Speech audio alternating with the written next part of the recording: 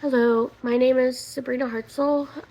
Before I get started, I just wanted to make you aware that I am currently recovering from a pretty nasty head cold that I got from my pre-K years. So if I am not very aware or sound weird, that is why. So my speech is about combating against brain rot. In 2024, the Oxford word of the day was brain rot. Brain rot is defined as the, quote, supposed deterioration of a person's mental and intellectual state, especially viewed as a result of overconsumption of material considered trivial or unchallenging. As many of us probably are thinking, that also relates to online content, whether it be social media or the internet in general. While it does play a very important role in our lives, it can also have very detrimental effects. Some of the ways that it is beneficial is between keeping up with friends and family, to having meetings and working online, researching information.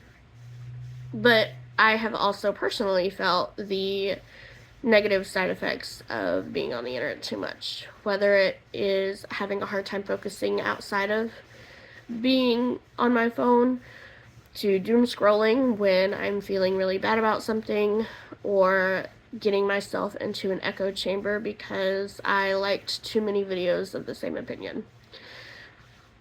And I'm sure everyone else has felt that too at some point in their life. Humans are a natural sponge for knowledge. Our brains want to learn new things, even if those things are not important or are trivial to our to the world.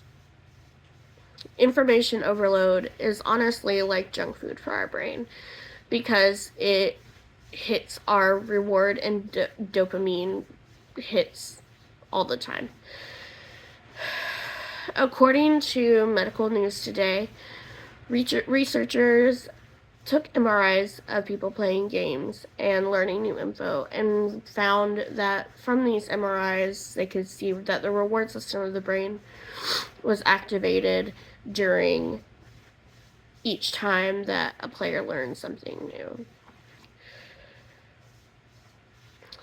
The internet, like we talked about before, is useful, but too much can create an addiction. Between a combination of random and new stories and posts that pop up on our feed, to having access that is readily available despite the money or any other reasons, makes a really good situation for addiction.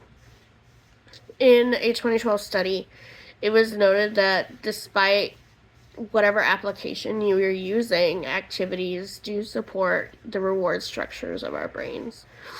And the consequences of these reward structures constantly going off is a shortened attention span, shortened cognitive reserve, and just decrease in productivity. So it's almost like it is essentially like an addiction to drugs or alcohol or any other thing. When you consume so much of it, and it is so designed to make you want to keep consuming, you can create a tunnel situation where your brain is just constantly looking for that next dopamine hit and is used to getting it from being online, unfortunately. A study in 2023 actually found that 74.5% of university students spend 2 to 6 hours on social media per day. That is a lot of time. And our brains are definitely not designed to be consuming that much information per day. And so, as you can imagine, too much of something that can be good is not good for us. Luckily, there are things that we can do to train our brain to create a higher cognitive reserve.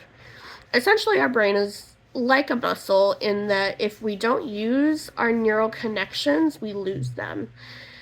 Ways that we can build these neural connections is by being intentional of our internet usage, learning new information and processing new information in a new way, and exposing our brains and our senses to new environments, according to the Utah State University.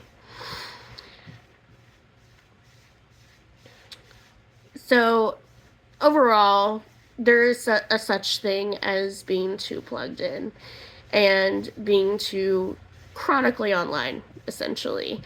And when we learn new things about the world around us and things that are going on in the world, our reward system goes off. So our brain is naturally inclined to want to learn new information despite how trivial it could be.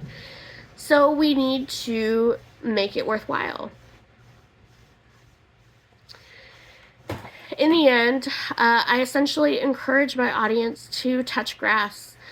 It's important to take time offline to learn new things and to get information in a new way, as well as being intentional with the way that we use our access to the internet, because it makes all the difference. Thank you. Bye.